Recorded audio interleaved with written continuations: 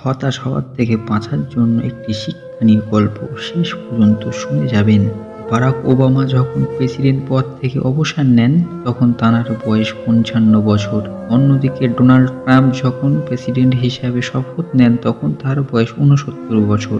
আমাদের দেশে যখন ৫টা বাজে, লন্ডনে তখন রাত ১১টা। সময়ের হিসাবে লন্ডন আমাদের দেশের থেকে ৬ ঘন্টা পিছিয়ে। এতে কিন্তু প্রমাণ হয় না যে লন্ডন আমাদের দেশের থেকে স্লো। পৃথিবীর সবকিছু আপন গতিতে এবং নিজ সময় অনুযায়ী চলে। কেউ গ্র্যাজুয়েশন শেষ করে ২২ বছরে, কিন্তু চাকরি পেতে আরও ৫ বছর সময় লেগে যায়।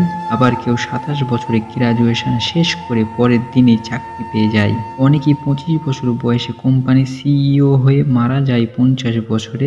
আবার অনেকেই ৫০ বছর বয়সে সিইও হয়ে মারা যায় ৯০ বছরে। কেউ ৩৩ বছর বয়সেও এসে সিঙ্গেল, কেউ আবার ২২ বছরে বিয়ে করে সন্তান জন্ম দিচ্ছে। মনে হতেই পারে আত্মীয়দের মধ্যে আপনার থেকে কেউ অনেক এগিয়ে আছে, আবার কেউ আছে অনেক পিছিয়ে। কিন্তু আপনার ভুল ধারণা। প্রত্যেকেই তার নিজ নিজ সময়, অবস্থান এবং গতিতে আছে।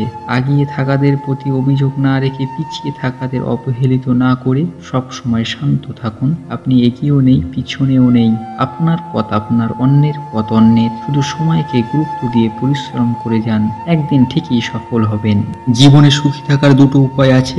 ১, ভুলে যাও তাকে যাকে তুমি ক্ষমা করতে পারবে না। ২, ক্ষমা করে দাও তাকে যাকে তুমি ভুলতে পারবে না। মাঝে মাঝে কষ্ট পাওয়া ভালো। কষ্ট মানুষকে পরিবর্তন করে, আবার কষ্ট মানুষকে শক্তিশালী করে।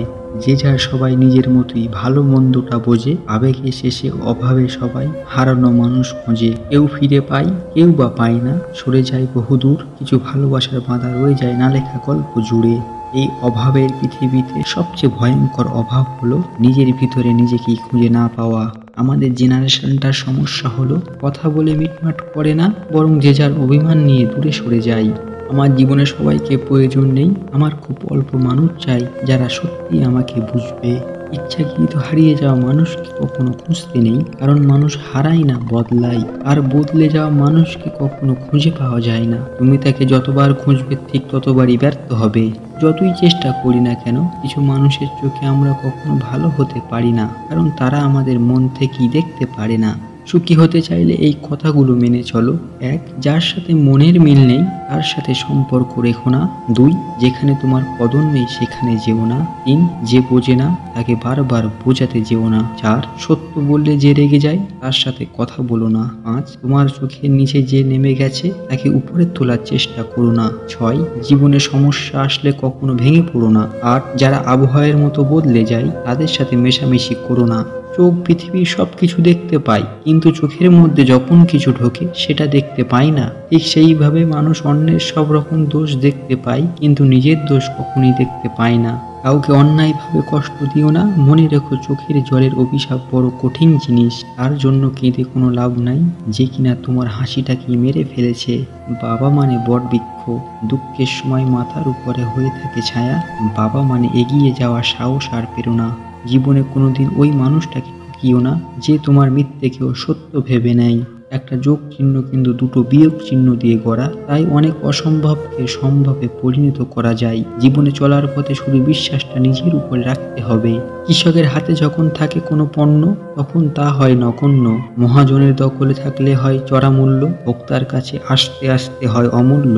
নিজেকে কারোর সাথে তুলনা করো না, শুধু এটুকু নিজেকে বলবে, সবই আমার দ্বারা করা সম্ভব, আমি কেন পারবো না। কথার রোগ হলো মিথ্যা বলা, জ্ঞানের রোগ হলো ভুল করা, ইবাদতের রোগ হলো অলসতা, দানের রোগ হলো গর্ব করা, সাহসিকতার রোগ হলো অত্যাচার করা, সৌন্দর্য রোগ হলো অহংকার করা, বংশের রোগ হলো বড়াই করা। একটা সময় পর আমরা বুঝতে পারি, আবেগ দিয়ে কখনো দুনিয়া চলে না, আর বাস্তবতা কখনো স্বপ্নের মতো হয় না। জীবনে ঝুঁকি নাও, জিতলে তুমি অন্যদের নেতৃত্ব দেবে, আর যদি হেরে যাও তাহলে তুমি অন্যদের সঠিক পথ দেখিয়ে দেবে। মোমবাতির ভিতরে সুতোটা মোমবাতিকে বলে, জ্বলছি তো আমি, কিন্তু তুমি কেন কাঁদছো? মোমবাতি বলল, যাকে হৃদয়ের মাঝে জায়গা দিলাম সে যদি জ্বলে যায় তবে অশ্রু তো ঝরবেই। সত্যিকারের জ্ঞানী হওয়ার প্রক্রিয়াটি শুরু হয় তখনই যখন আপনি জানবেন যে আপনি কিছুই জানেন না। পথ থেকে পথে পথিকেরাই হাঁটে, পথিকের পথ জানা নাই। জেগে থাকে এই আশা, মিটবে পিপাসা বুঝি এই পথ পুরালেই।